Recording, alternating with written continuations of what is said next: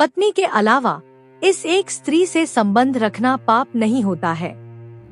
शास्त्रों के अनुसार कोई भी पुरुष पत्नी के अलावा इस एक स्त्री से शारीरिक संबंध बना सकता है। दोस्तों, एक बार देवर्षि नारद नारायण नारायण का जाप करते हुए अंतरिक्ष के मार्ग से यमलोक पहुंच जाते हैं।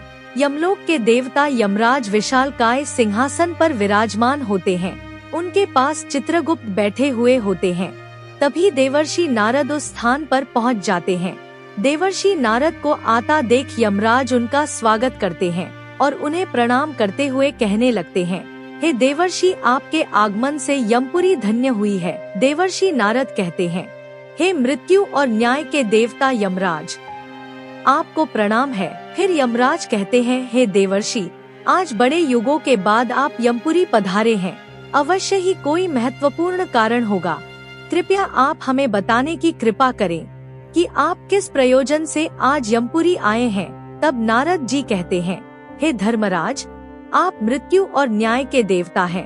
तीनों लोकों के प्राणियों को उनके कर्मों के अनुसार दंड देने का कार्य आप करते हैं। आपके पास समस्त प्राणियों और चराचर का लेखा जोखा रखा हुआ है। पापी मनुष्यों को आप नरक में डालते हैं और पुण्यवान मनुष्य को आप स्वर्ग में भेजते हैं। इसीलिए आपको मनुष्यों के सभी पाप और पुण्य कर्मों का ज्ञान है। मैं आपके पास एक विचित्र प्रश्न लेकर आया हूँ। कृपया आप मेरे इस प्रश्न का उत्तर दें। फिर यमराज कहते हैं, हे देवर्षि, आप सत्य कहते हैं। हमारे पास तीनों लोकों के प्राणियों का लेखा जोखा रखा हुआ है, क्योंकि प्रभु ने हमें यही कार्य सौंपा है। हम प्रभु के आदेश से ही मनुष्य के पाप और पुण्य कर्मों के आधार पर उन्हें दंड देते हैं। हे देवर्षि, आपके मन में जो भी प्रश्न अथवा शंका है, आप निसंकोच होकर पूछिए।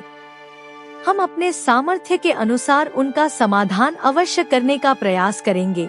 तब देवर्षि कहते हैं, हे यमराज, शास्त्र कहते हैं कि एक पुरुष को केवल एक ही स्त्री से विवाह करना चाहिए, एक ही स्त्री से संबंध बनाना चाहिए। किंतु मैंने यह भी देखा है कि कुछ मनुष्य अनेक विवाह करते हैं, अनेक स्त्रियों से संबंध रखते हैं। क्या यह पाप नहीं है? क्या ऐसे मनुष्यों को नरक में डाला जाता है? इस पर शास्त्र क्या कहते हैं?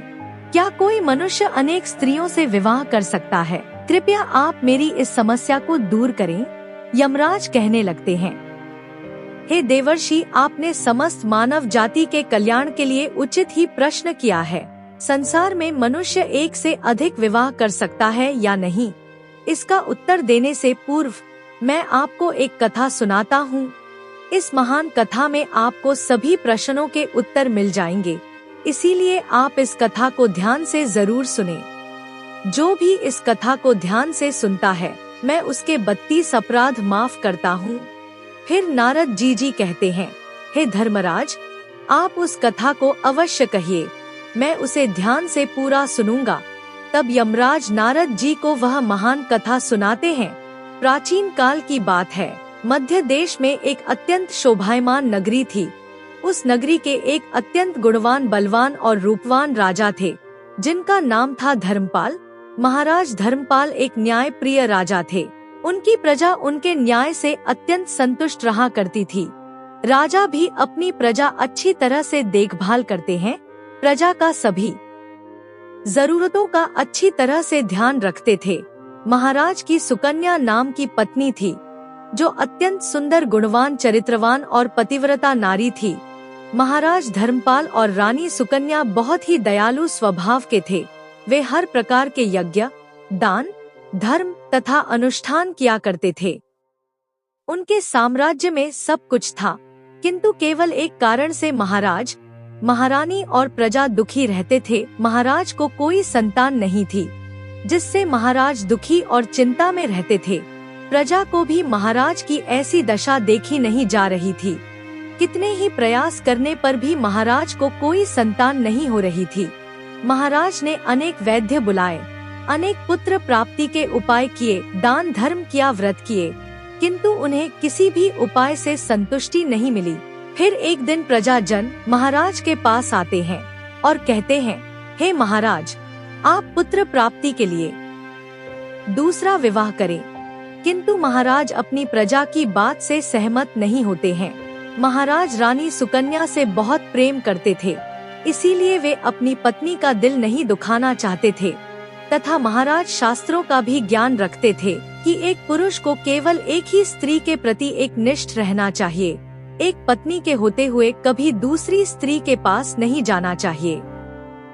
जिस प्रकार से एक मादा पशु के साथ दो नर पशु नहीं रह सकते, ठीक उसी प्रकार से एक पुरुष के साथ दो स्त्रियां कभी सुखी नहीं रह सकती। जो पुरुष एक पत्नी होते हुए भी दूसरी स्त्री से संबंध रखता है वह घोर पाप करता है और नरक में ही गिरता है। इसी कारण से महाराज दूसरा विवाह नहीं करना चाहते थे। फिर प्रजाजन महारानी के पास जाकर उनसे आग्रह करते हैं कि वे महाराज को दूसरा विवाह करने के लिए मनाएं। तब रानी सुकन्या भी प्रजा के दुख समझती है और महाराज के पास आकर कहने लगती है, हे स्वामी, आप कृपया दूसरा विवाह कर लीजिए, हमारे राज्य को भविष्य में एक राजा की आवश्यकता पड़ सकती है।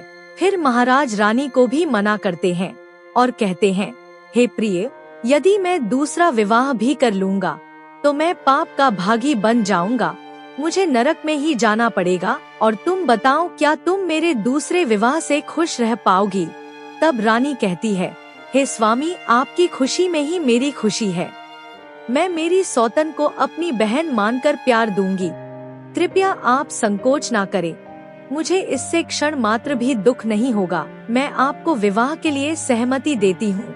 तब महाराज कहते हैं, हे देवी, किंतु मुझे उस पाप से कौन बचाएगा जो एक स्त्री के होते हुए भी दूसरी स्त्री के साथ संबंध रखने से मिलता है।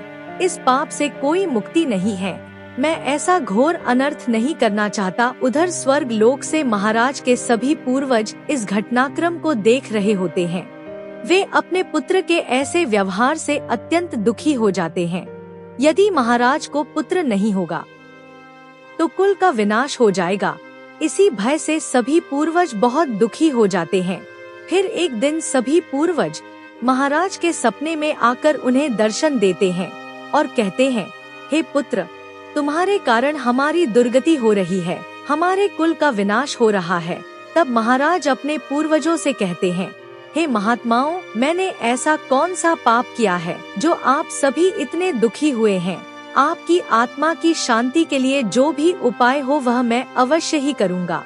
तभी वे पूर्वज कहने लगते हैं, हे पुत्र, हमारी मुक्ति का एक ही उपाय है, वह है तुम्हारी संतान। यदि तुम पुत्र को जन्म नहीं दोगे तो तुम्हारे साथ साथ हमें भी नरक में जाना पड़ेगा, हमारा संपूर्ण कुल और वंश नष्ट हो जाएगा। इसीलिए हे पुत्र, हम तुमसे विनती करते हैं कि तुम दूसरा विवाह करो। पुत्र के बिना मनुष्य को सद्गति प्राप्त नहीं होती है। पुत्र ही अपने माता पिता का उद्धार करता है, उन्हें मोक्ष दिलाता है। जब वह श्राद्ध करता है तो हमारे पाप नष्ट हो जाते हैं। जब वह पृथ्वी लोक पर दान धर्म करता है तो हमें स्वर्ग लोक में भोजन की प्राप्ति होती है। इसीलिए हे पुत्र, तुम शीघ्र ही पुत्र की प्राप्ति के लिए कोई उपाय करो। अपने पितरों की बात सुनकर भी महाराज दूसरा विवाह करने के लिए तैयार नहीं होते हैं। फिर सभी पितृगण दुखी होकर यमराज के पास जाते हैं और उनसे विनती करते हुए कहते हैं, हे धर्मराज, कृपया हमारे कुल की रक्षा कीजिए।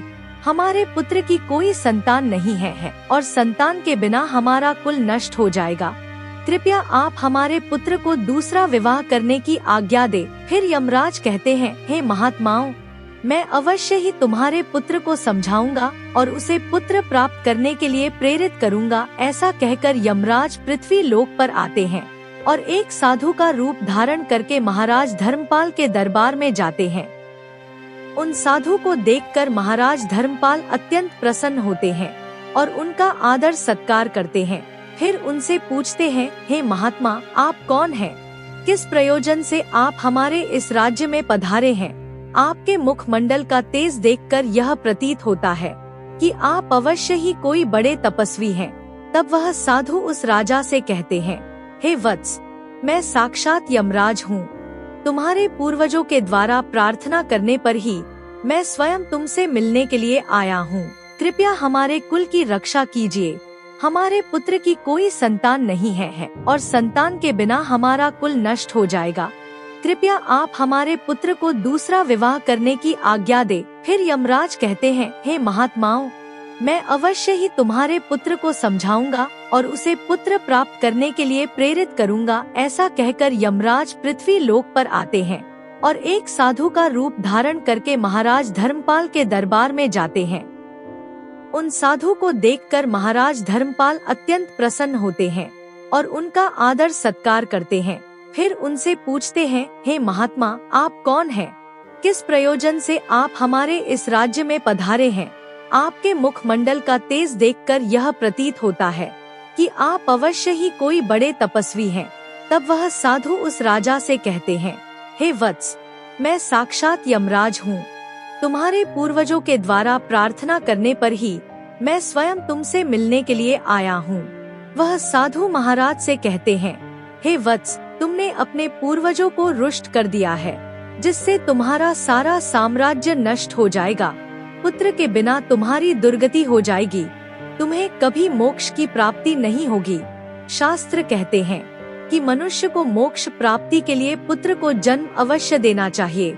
फिर महाराज कहते हैं, हे धर्मराज, मैं विवश हूँ। मैं दूसरा विवाह करके पाप का भागीदार नहीं बनना चाहता। इससे अच्छा है कि मैं पुत्रहीन होकर जीवन व्यतीत करूं। यमराज कहते हैं, हे वत्स, तुम्हारे न्याय प्रिय आचरण से और अपनी पत्नी के प्रति एक निष्ठा को देखकर मैं अत्यंत प्रसन्न हूँ। किंतु हे धर्मपाल, एक मनुष्य दूसरा विवाह अवश्य कर सकता है, इसमें कोई पाप नहीं है। यदि किसी पुरुष की पत्नी उसके दूसरे विवाह के लिए सहमति देती है तो वह पुरुष दूसरा विवाह निश्चित ही कर सकता है, इसमें कोई पाप नहीं है। शास्त्र कहते हैं कि यदि एक पत्नी से पुत्र की प्राप्ति नहीं होती है और उसकी पत्नी उसे दूसरा विवाह करने की अनुमति देती है तो उसे दूसरा विवाह करने में संकोच नहीं करना चाहिए। साक्षात धर्मराज के द्वारा ऐसे वचन सुनकर महाराज अति प्रसन्न हो जाते हैं और यमराज को धन्यवाद देते हैं। फिर यमराज उस स्थान से अंतर्ध्यान हो जाते हैं। महाराज धर्मपाल अपनी पत्नी सुकन्या के पास जाते हैं और उससे दूसरा विवाह करने की अनुमति मांगते हैं, तो महारानी सुकन्या उन्हें दूसरा विवाह करने की अनुमति दे देती है।